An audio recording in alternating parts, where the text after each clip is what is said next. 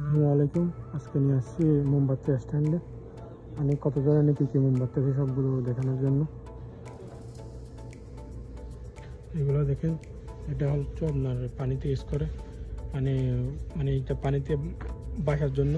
আর এগুলো আছে,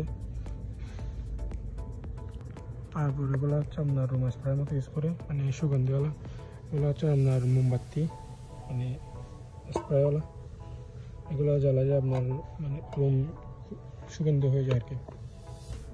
তারপর এই সাইডে হচ্ছে আপনার ওই রুম স্প্রের মতো এগুলো ইউজ করে, মানে রুম।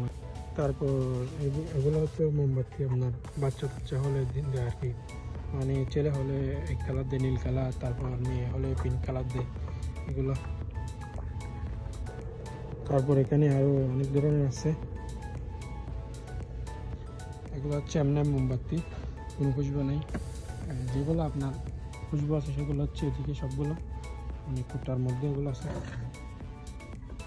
সবগুলো খুশবুর মধ্যে এগুলো আছে। এগুলো আপনার জ্বালালে এরকম খুশবু আসবে, এরকম আর কি।